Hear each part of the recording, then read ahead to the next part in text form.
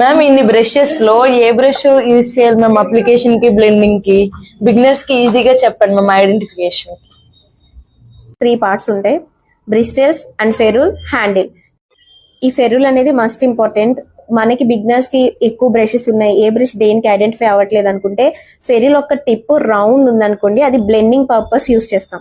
ఫెరూల్ ఒక tip round ఉంటే blending purpose, అదే ఫెరూల్ ఒక టిప్ అనేది ఫ్లాట్ ఉంటే అప్లికేషన్ పర్పస్ యూస్ చేస్తాం. అప్లికేషన్ పర్పస్ యూస్ చేసేదానికి ఫెరూల్ యొక్క షేప్ అనేది ఫ్లాట్ గా ఉంటుంది, అదే ఫెరూల్ రౌండ్ ఉందంటే బ్లెండింగ్ పర్పస్ యూస్ చేస్తాం. ఇప్పుడు బ్రష్ ఒకటి, కాంటోర్ బ్రషెస్ ఒకటి ఎలా ఉంటాయంటే రౌండ్ ఉండదు అండ్ వెరీ ఫ్లాట్ ఉండదు. ఈ బోత్ ఇలా ఉన్న వాటిని అప్లికేషన్ ప్లస్ బ్లెండింగ్, ప్రొడక్ట్ తీసుకుంటాం, అప్లై చేస్తాం, ఆ బ్లెండింగ్ చేస్తాం. ఇలా యూస్ చేసేవి ఇటు రౌండ్ ఉండదు, టోటల్ ఫ్లాట్ ఉండదు, వచ్చేసరికి స్మాల్ గా ఉంటాయి. ఇవి ఐ మేకప్ పర్పస్ యూస్ చేస్తాము. ఫేస్ మేకప్ కి వచ్చేసరికి బ్రషెస్ యొక్క సైజెస్ అనేవి బిగ్ ఉంటుంటాయి.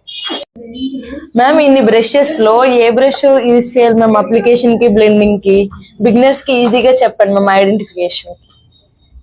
3 parts ఉంటాయి: బ్రిస్టల్స్ అండ్ ఫెరూల్, హ్యాండిల్.